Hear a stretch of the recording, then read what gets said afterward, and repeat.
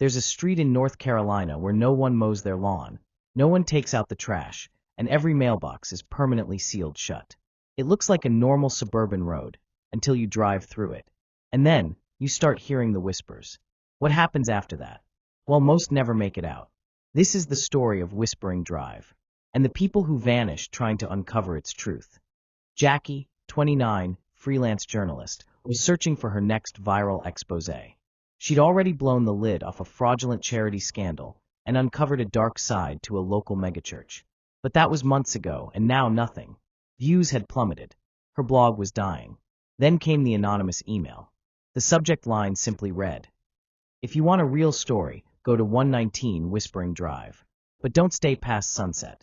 Attached was a Google Maps pin. No explanation. No sender. Jackie laughed it off. At first. But a few deep dives later revealed something bizarre. Whispering Drive wasn't on most maps. The few that showed it listed it as private road. No property records. No news stories. Just one post on an abandoned Reddit account. I drove down Whispering Drive. I came out 3 hours later with no memory and blood under my fingernails. I think I hurt someone. I don't know who. That was enough to hook her.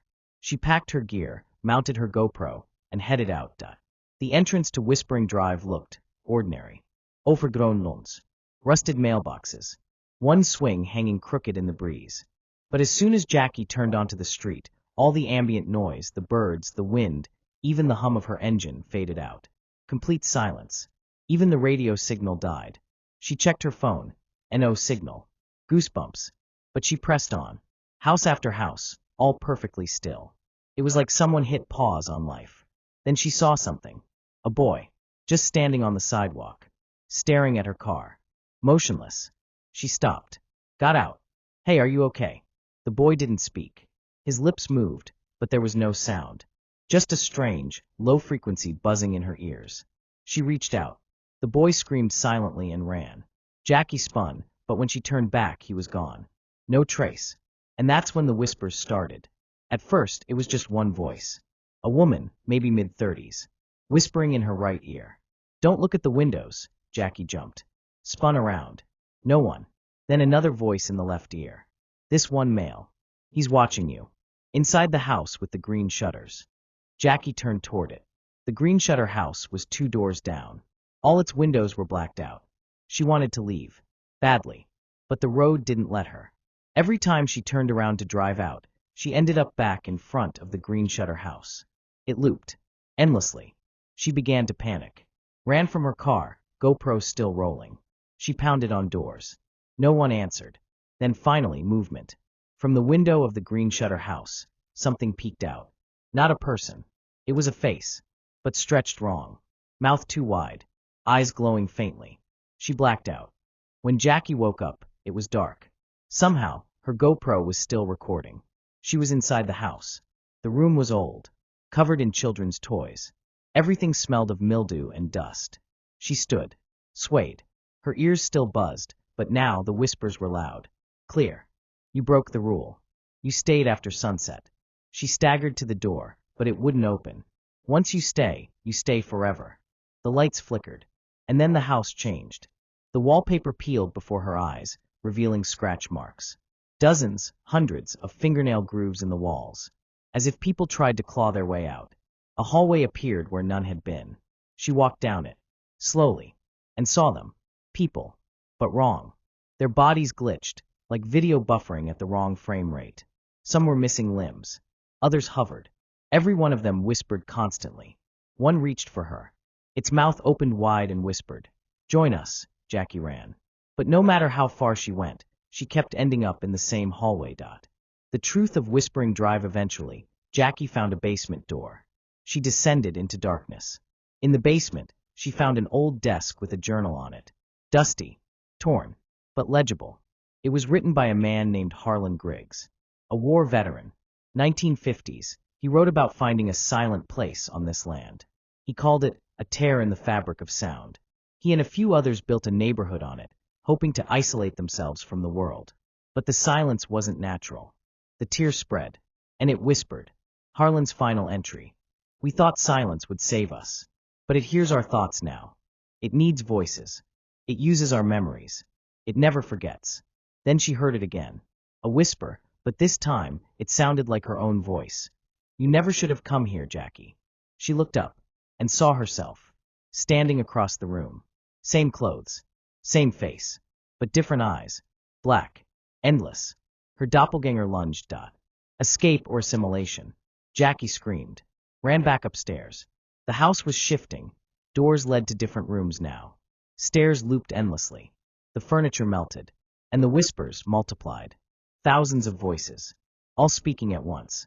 Some in languages she didn't know. Some in screams. We are the silence. We are the forgotten. We are you. She burst through the front door and collapsed onto the pavement.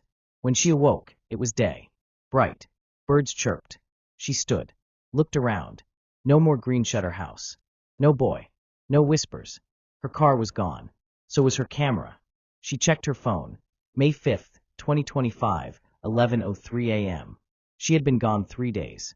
Jackie stumbled into a gas station, miles from Whispering Drive. They called the police. She was taken in for questioning. But no one believed her story. There were no signs Whispering Drive ever existed. Even the Google Maps pin was gone. She published her blog entry, detailing everything. But her footage? Corrupted. The only remaining file, 3 minutes of static and a whisper.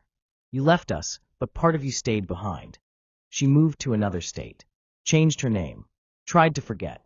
But at night, when everything is silent, she hears herself whisper things she doesn't remember saying. Sometimes her reflection moves slightly out of sync. And sometimes she dreams of a hallway that never ends. 2 years passed. Jackie had done everything to escape the memory of Whispering Drive. She took therapy seriously, deleted her blog, refused interviews. But her story had spread anyway, shared across horror forums, conspiracy subreddits, even dark websites claiming she had entered a sound void. Then, in early 2027, a new email arrived. I went to Whispering Drive. It's still there. Attached was a 45-second clip. Grainy. Cell phone footage. A young man walks slowly down a cracked sidewalk. Houses blur in the background. The image shakes. Then, for a second, the audio drops out entirely. And a whisper slips in. We missed you. Jackie froze. She played the clip again, paused it at 22 seconds, and nearly dropped her phone. In the corner of the screen, partially obscured by a bush, stood a woman. Same hair. Same clothes she wore that day. Same face. Her. But not her now. Her then. It was the version of her that didn't escape. Determined to learn the truth, Jackie contacted a friend from her past, Benny Tran, a retired sound engineer turned occult investigator. Benny believed Whispering Drive was what he called a resonant scar, a place where human suffering and unnatural silence carved permanent fractures into the physical world. Jackie didn't believe in the supernatural before.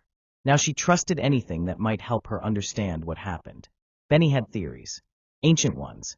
Some said places like Whispering Drive weren't born from rituals or demons.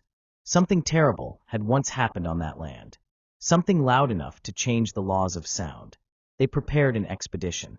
Microphones, sonar sensors, binaural recorders, white noise diffusers, and frequency disruptors. Jackie wanted to go back and document everything. They entered Whispering Drive on April 3rd, 2027. It didn't greet them with silence. It greeted them with her voice. As soon as they crossed onto the street, the air thickened. Benny described it like walking into a pool of static. Their equipment immediately failed. Cameras glitched. Microphones exploded into shrieks. And Jackie heard the voice again. Her own. But terrified. We never left. She looked around. The houses were different this time. More distorted. Slanted sideways. Built like broken doll houses. One house blinked. The road itself breathed. Benny screamed. He clutched his head, collapsing. His ears were bleeding. Jackie tried to drag him back toward the road's edge, but the pavement stretched. The exit receded. No matter how far she ran, the beginning never came closer. The whispers grew so loud she could feel them in her teeth. Benny suddenly stood. But his face wasn't his anymore. It was hers. A perfect duplicate of Jackie. And it whispered, "One of us." She ran. But the street didn't end, it expanded. Behind every house was another street. And another. An entire city of silence, where no sounds lived except the whispers. Whispers of every person who had ever entered. Some were begging. Some were screaming, some were laughing, and one just hummed. That hum haunted Jackie more than any scream. It came from a building shaped like a cathedral, but made of brick and plastic. Inside was an altar, and on it her GoPro, still rolling. It played back footage she had never taken, of herself wandering this place, talking, whispering to things she didn't remember meeting, and then footage of her, feeding something large, crawling in shadows. She shut it off, but the whispers didn't stop. They chanted now. One word: replace. Jackie climbed to the top of the cathedral. From there she saw it all. Endless whispering drives, each one a loop, a trap, a memory, a prison. But she also saw a crack in the sky, a literal tear, like ripped paper. On the other side, light, noise, real sound, the real world. She jumped, and landed in a hospital parking lot, screaming, surrounded by nurses. She had returned, but Benny had not. His body was never found. Whispering Drive isn't a street. It's a wound. It opens for anyone who listens too closely. And if you hear your own voice whisper to you from the shadows, run. Because it means you're already inside.